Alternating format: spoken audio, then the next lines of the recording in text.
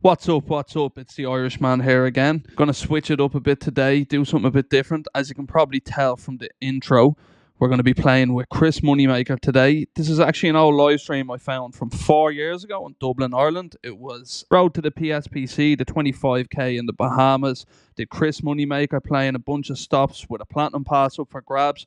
I ended up seated beside him day 1A, the feature table. Pretty nice fella, pretty cool to sit next to the man who started the poker boom. He won a main event in 2003 for $2.5 million in from a $40 satellite. The man who created the poker boom, and what a second name, Moneymaker. So, thought it'd be cool to go through the session here. This is 4 years ago. I was a lot younger, a lot worse at poker. We can break down some hands, see where I made mistakes, did I play any good hands, and see if we get into some spicy hands with the legend himself.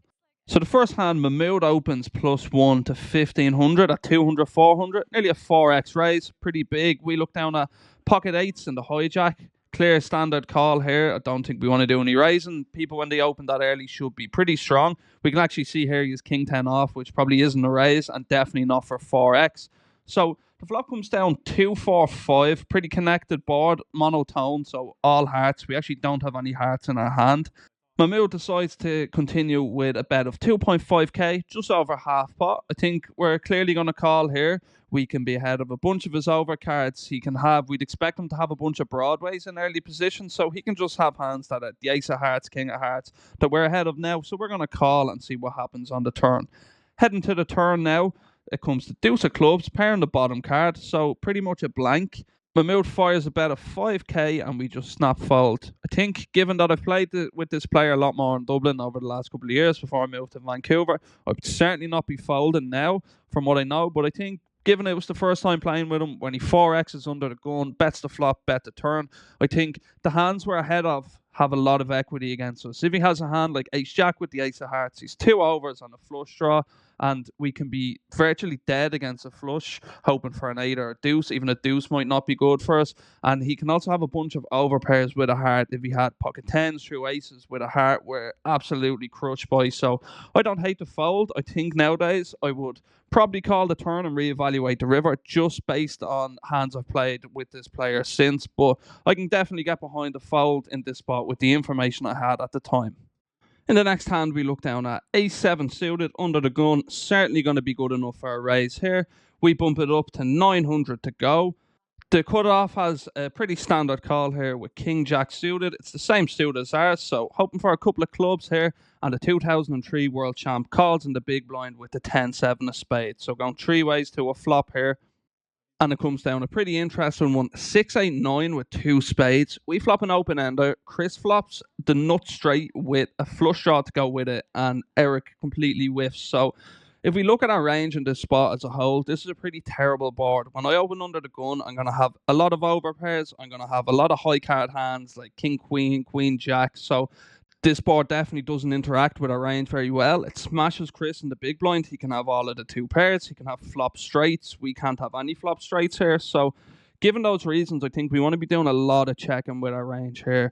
As far as hands I would check, I'd probably check aces, kings. I'd check all my overcards unless I have a flush draw. So if I had ace, king, ace, queen of spades, we'd bet them hands. But we're mainly going to be doing checking and probably bet a hand like 10s and jacks just because they need a bit more protection from overcards. But I think as far as our overall range here, we're going to be checking most of it and probably betting strong flush draws, maybe jack 10 and all of our sets. Then I think we're going to want to check if we have a hand like this. If we had like 6-7 suited, we have a7 here. We're going to want to check these as well, just so we can have some straights on the turn when we check. Keeps our checking range protected. So I think I'm happy with how I played the flop here. The jack of spades comes on the turn. Chris checks again, probably hoping someone bets so we can now check raise his turn flush. I think this is a pretty terrible card for us to bet on. If we hit a 10 now, we've the dummy end and he queen beats us. There's flushes out there, there's 2 pairs. So we're just going to check, hope it checks around, maybe hit a river that gives us a straight and we can win a showdown. Maybe hit an ace, it might be good. Eric decides to put out a small bet with his top pair. Seems pretty reasonable here after being checked it twice. I don't think we'll see a call from Chris. He's checked for a reason. There's a raise incoming. He raises it on up to 4.7k and we have the easiest fold of our lives here. Eric goes into the tank before eventually making the disciplined fold. Probably knows there's a decent chance he's dead to all of Chris's value range. You're at best hoping that he check raise, maybe just a naked ace of spades. So finds the laydown. Good fold, Eric. The next hand comes from the 200, 500 level with 40 big blinds and look down at Queen Jack off +1. Think you could certainly fold this hand. I'm not going to be. I'm going to open it here. The button calls with 4-5 suited, and the big blind has an easy defend with King Jack suited. They both have each other's clubs, so hoping to avoid some clubs on the flop. The flop comes down King 9-3 with 2 spades, so we flop a good shot, but given we opened +1, we should have the range advantage here. We're going to have more of the ace king, more of the aces, so we're going to continue with a small size in here. We fire out a bet of 1.5k, just a bit over 1/3. The button folds and the big blind has a pretty easy call here with top pair. We're looking for some help on the turn here, but help doesn't arrive. It comes the 8 of diamonds, so it doesn't really change too much. It does bring a second flush draw in. The big blind checks to us again, and I think we're going to continue to fire on this turn. I think given that we have the range advantage, we've only queen high at the moment, we can start to put pressure on some hands like pocket pairs that call pre that now get downgraded to third pair. If you just had like pocket fives, pocket sixes, we also start to put more pressure on some 9x holdings. We can definitely blast off on some rivers that come if a scare card comes. So I like the barrel here of 4k. The big blind's not going anywhere with his king jack, so we're hoping for some help here on the river. Let's see if the dealer can do us a favour. And he absolutely saves our skin. We drilled a good shot on the river. That brown envelope I handed him before the tournament certainly helped. I told him, put out a good river if I look like I'm about to blast off. He said, yes, sir, and drilled the 10 on the river. Now we have the easiest decision of our lives here. We have the nuts. We're going to stick it all in and hope that he calls. Now we're actually hoping he has a hand like he has. We send him deep into the tank. He's actually in a pretty tough spot here. I don't blame him for going into the tank. He's top pair, but he does block the nuts straight, and he also unblocks all the flush draws. So spades miss, diamonds miss, two hands. I could certainly be betting flop and barrel and turn. It's certainly a tough spot. I think a lot of it will come down to whether he thinks I'm capable of bluffing the river here and will I fire enough bluffs. I probably fire too many bluffs, so if he calls, we can't blame him. After a long time in the tank, he eventually flicks in the call. We get the full double up to get us back in the game. 80 big blinds. We have a stack now. We can start to play a bit more. We look down at King 10 of clubs, under the gun 2. Certainly strong enough for a raise here. We open to 1.3k. Coddle calls with the ace jack suited in the hijack and everyone folds. We're going heads up to a flop here. Dealer fans out a flop of 8 deuce deuce with 2 hearts. So we completely whiff the flop here. I don't mind checking. I think we probably want to bet with a lot of our range, just given the deuce should hit neither of us. So we're going to have the range advantage here. I think we can continue with a lot of small sizings. Although looking back at it now, a couple of years later, I think a big sizing is probably better here. Just we can push our equity more. We can put more pressure on hands like ace high. When we just bet a quarter pot, he's going to float so much. So I think a big bet is better than a small bet probably in this spot, especially out of position. I think in position, small bets are going to be fine. But looking back on it now, I think we could have went with a big bet. Cottle floats with his 2 overs and backdoor spades. Pretty easy call for him and turns to jack of hearts. Now I think this is a pretty terrible card for us. I think if we bluff this combo, we're just bluffing way too many hands. So we're just going to check it over to him. He fires out a bet and we have an easy fold. In the next hand, we look down at King 9 of clubs and the hijack. We're playing a stack of just over 40 bigs. Think there's going to be a clear open here. We raise to 1600. The cutoff looks down at ace queen, pretty strong here. He's going to want to be 3-betting us, especially we're going to be opening pretty wide. In the hijack, this is one of his stronger hands, so I'd expect to see a 3-bet here. He raises to 4k, so 2.5x. I think this size is going to be fine, especially at these stack depths. So we have a decision now. I don't like calling. We're going to play out of position with a weak king, especially against a range that, yeah, the cutoff is going to 3-bet pretty wide against the hijack, but I don't know how wide this guy is 3-betting, but I think this hand might make a nice 4-bet bluff. And the reasons why are, first of all, we block some of his strongest 3-bets. Hands like ace king, pocket kings. We have a blocker to that hand. We do need to have some 4-bet bluffs, considering we're going to be 4-betting hands like jacks plus. We're going to 4-bet ace king, ace queen. So we want to balance and have some bad hands, but we want to pick hands that have some nice blockers. This hand has some nice blockers and it's also suited. So if you do go heads up to a pot, we can flop some nice stuff post flop. If we And the nice thing about the stack depths being 40 big blinds here as well is it's pretty hard for him to call a 4-bet and then we have just popped behind. So I think he's going to have to either 5-bet all in or make a fold. So we can put pressure on hands like this. I wouldn't expect any of his strongest hands to fold, but I think he's going to be 3-betting enough ace 10, ace jack, stuff like this in the cutoff that we can generate a fold from. Even if he's 3-bet bluffing a hand like ace 5 suited himself, that hand is ahead of us. So getting him to fold after putting 4K in the middle is a pretty good result.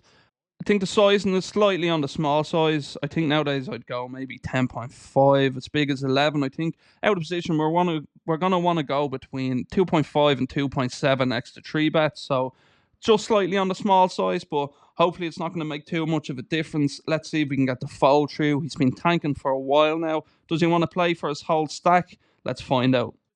He eventually makes the fold. Good news for us. We get the bluff through. Would have been a good spot to show the bluff, but I think in these low stakes buy-ins, live tournaments, not many people are 4-bet bluffing. I don't want people to know that I'm doing it. I just want them to think I have it. It will give me more credibility when I 4-bet in future. So in the next hand, we're battling our own nemesis, Mahmood. He makes a pretty light open and +1 with King 7 suited, nearly 3x raise. We look down at ace 10 of hearts on the button. I think we can 3-bet or call. The advantages, I think, of calling is by this stage I've seen that he's very active playing lots of hands.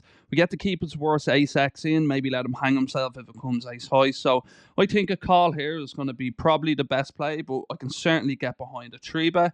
We're going heads up to a flop and it comes down 8-7-4 rainbow with a heart. So we've nothing at the moment, but we do have 2 overcards, a backdoor flush draw. So we'll see what Mahmood decides to do here. It's a pretty bad board for +1's range. He decides on a c-bet anyways. 3K, just under half pot. I think we're going to call here. We can certainly have the best hand at the moment. We've 2 overcards. We have a backdoor flush draw if any heart comes. So I think we have a clear flow here and see what comes on the turn. Dealer now puts out the 5 of clubs, means any 6 is now a straight. I should definitely have more straights than he has on the button. I'd expect a lot of checks here. I think overpairs are going to want to check when a 4-liner comes, but he fires out about a 7K over half pot. I think I don't mind getting behind a fold now a couple of years on. Just think active players like this, he's opening so wide that he definitely can have a piece of this. He probably has more 6s than +1, but I think at the time in game, I was just seeing how many hands he was playing. He's just always firing out lots of aggression. So in my mind, I thought I can certainly be winning against just some random barrels that he chooses, like King, Queen, Jack 10. He can still have 9-10 for a straight draw. And given the fact I didn't think he'd bet a hand like 10s, jacks, queens, kings on this turn when it becomes a 4-liner to a straight, because I can easily just raise and put them in a tough spot. So I ended up leveling myself into a call. We're needing some help here. We need a 6 for a chop or an ace or a 10 to come down, and we get the ace on the river. Brilliant. Mahmood decides on a check, and if you know me, you know I like to go for some value. I don't think he'd check a straight on the river. I don't think he'd check any of his strongest hands. So I think we're going to value bet this. We don't want to go too big. We fire out about a 6.6K, really small bet. We're just hoping to get a crying call from any pair, and let's see if we can get the tin bit of value that we're looking for. Even if I don't get to play, I can be there. It's an amazing atmosphere. Wow. Yeah, exactly. Mahmood has paid him off after betting twice with the King 7. That's an incredibly good value bet by Jamie. And that's the Irish Twitch streamer and Pokerstars sponsored pro, Fintan Hand on the commentary. That fella also loves a bit of tin value, he does. So the next hand comes from the 501k level. Eric opens Jack 10 suited and the hijack, pretty standard open here. He raises 2.5x, which is a bit of a big size, and especially off an 18 big blind stack. We look down at 7-6 of diamonds in the big blind and have an easy defend. Flop comes down 10-7-2 with 2 spades and 1 diamond, so we flop middle pair in a backdoor flush draw. We're going to check it in flow and see what the hijack does. I'd expect him probably to fire out a small bet here with a lot of his range. He is going to have some strong hands like overpairs, etc., but he should have a bunch of overcards that just whiff the flop. To my surprise, he decides to just rip all in for just under 3x pot. Pretty interesting. Now we're in a tough spot. And the odd thing is, I think if he bets small, we're just going to rip because he's 15 big blinds behind. He's going to have a bunch of overcards. Generating folds from hands that have 6 out against us is pretty good. Now when he rips, it gets kind of interesting because What hands do we think he's going to be shoving here? If he's shoving just overcards, we're clearly ahead of them, so we probably want to call. He can also have some 10x like he has, but I wouldn't have expected him to just rip a hand like kings, queens, aces, because they're not going to want any fouls just yet. So I think that's what made me come to the decision to just flick in the call, because I don't expect the strongest hands to just rip all in. But we end up running into Jack 10. Don't think we could have done too much. I think maybe we could fold if we think that he will do it with overpairs. If he's just like a fun player who is going to rip aces here because he's scared of a flush draw, maybe this becomes a torch. But I think he has enough overcards, he has enough flush draws that we're probably flipping against, that we probably have to call for 15 bigs. We call and the board bricks out and we double up, Eric. So fortunately, didn't go our way that hand, but we took a small hit to our stack, but we've still plenty of chips left. In this hand, we see under the gun +2, open to 2.5k with pocket sevens. The button calls a king queen off, and we look down at ace jack off in the small blind. So I'm hoping that we 3-bet here. This is 4 years ago. I really hope we don't flat. I think flatting is going to be pretty bad. We're going to play a pot out of position versus two players with ace jack off. It's going to perform pretty poorly. We're going to not realize our equity. So I think this hand makes a nice 3-bet as a bluff. It does have some nice blocking properties. We can squeeze here, get 2 folds, pick up a nice pot without having to see a flop. So I'm hoping I reach for a raise in chips. Looks like I'm cutting out a raise.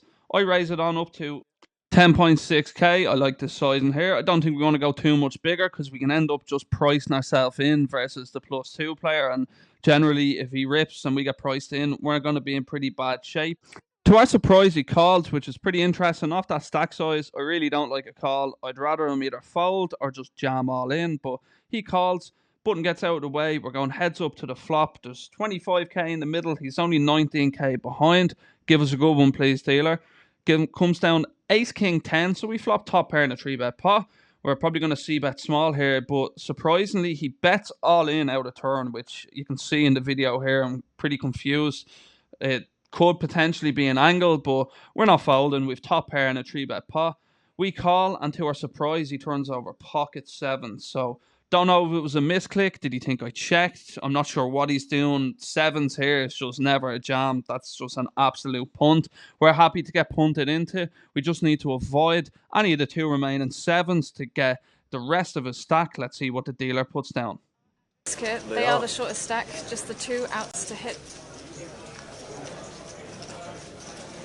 Always coming? No. But not this time. Not always. Not sure whether he meant to do it or not, but he moved his chips over the line out of turn. I'm not sure myself whether he meant to do it, but we're happy to take his stack and add it to our stack.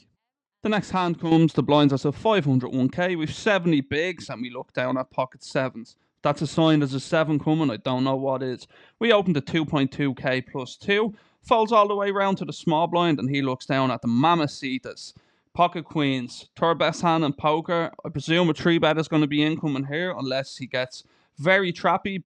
The small blind 3-bets to 6.5k. Way too small of a 3-bet. It's less than 3x out of the small blind. I can't fold really anything if it gets back to me, but my mood wakes up with aces in the big blind. We know he's an aggro player. He bets a lot of flops, plays a lot of hands, so he should be 4-betting here. I'd imagine there's a 4-bet incoming, but instead, he decides to get trappy himself and just call.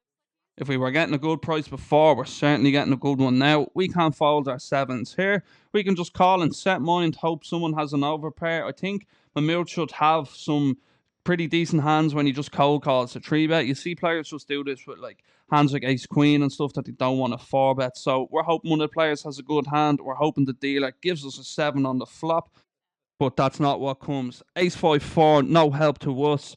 This dealer wasn't outside when I was handing out brown envelopes, so surely it's my fault. I should have made sure all the dealers got paid up before the start of the tournament. Any bit of aggression here, we're just going to be folding our hand. The small blinds decide to bet out 7k. I'd imagine Mahmood with top set here is probably just going to call. Wants to keep me in the pot. He knows he is the nuts at the moment. Wants to let some of us catch up, make some pairs that we can't fold. Mahmood just calls, and we have the easiest fold of our life. And just in case, so you're not left wondering what happened in the hand, the small blind checked the turn. Mahmood fired out a bet of 10k, and the small blind folded. The next hand here, under the gun +1, opens ace jack off to 3k. Folds all the way around to us in the big blind. We look down at a pretty bad hand. 10-4 clubs, but they are suited. We are closing the action in the big blind. We're meant to be defending our big blind pretty wide, so this is just going to be a call here and hope we can hit a pretty nice flop. Give us a good one, dealer. Flop comes down a pretty gin one. Comes 2-3-4 with 2 clubs. So we flop an open ender and a flush draw. Probably the best we can ask for without flopping a made hand with 10-4 suited. If we're behind, we're going to have a ton of equity. We check, and under the gun +1 checks back. Turn comes a jack. I think we're going to want to start bluffing here. Well, it's a semi-bluff. We have so many outs. We can turn a straight. We can turn a flush. We've only 10 high. He's never going to check back an overpair on this board. So he's probably just going to have 2 overcards that missed. We bet 5.1k expecting to get it through.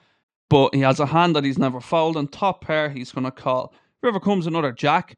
Gin makes us the flush and gives him trips. Obviously, we don't know he has trips in the hand, but I decided to size massive. I remember in game, I can actually remember this hand oddly enough, even though it was so long ago, just because of how annoyed I was. But I decided to go massive because I don't think any of his overpairs check back the flop. So when he calls the turn, I think he can have actually way more jacks than usual, because if he had a hand like pocket 7s, 8s, 9s, he's going to bet the flop. And he's not going to call the turn with just a hand like ace 10. So I think he can have so many jacks. I decided to go for it all in, put them all in for nearly 2x pot. I think this was a mistake with the front door flush coming in. I think he's going to be able to get away from some jacks. I just didn't expect this player to be capable of folding trips, especially when I think he gets to the river with a lot of trips after check and flop and call and turn.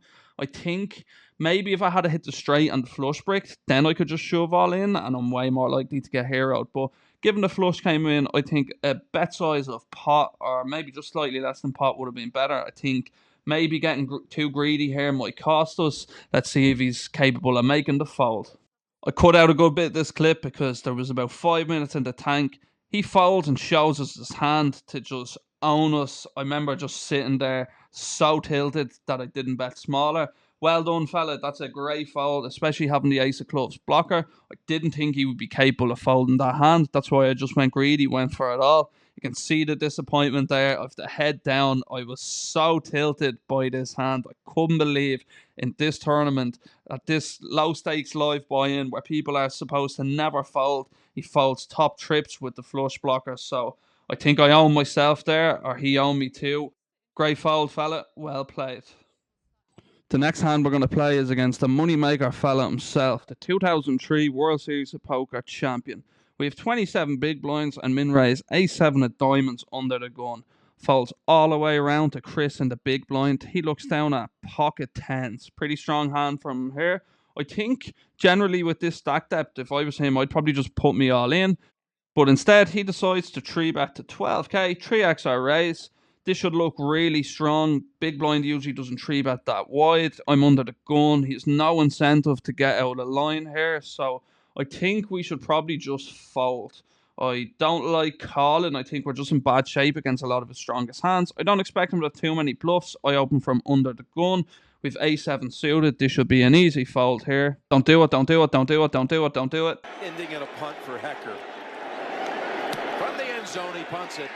And punt it we did. Chris snap calls. We'd no fold equity. We still stuck it in. We just wanted to get one over on the Moneymaker fella live on stream, but end up punting off our stack. Hopefully the dealer can do us a favour and we can suck out on him. Let's see if we can get any help. And the dealer gives us some help on the flop. We flop a flush draw. I'm there trying to remember, was this the dealer? I gave a brown envelope outside. Is a diamond coming on the turn? The cameras are swarming the table. He's the man of the hour. Everyone's there. The tournament's named after him. No diamond on the turn. Please, one-time dealer. Just stick the diamond out there. I'll even double your pay. Let's see if he can deliver it.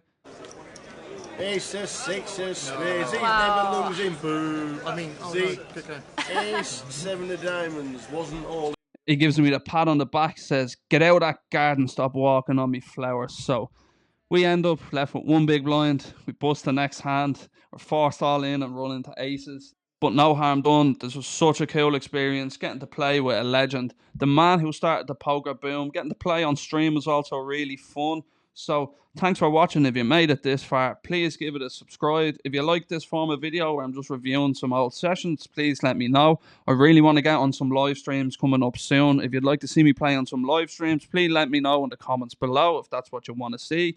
And if you want to see more punting, be sure to stay here because there's certainly more of it to come in the future. We'll be back next week with our usual 2-5 vlog. Hopefully we don't punt. Maybe we will. You know what I'm like.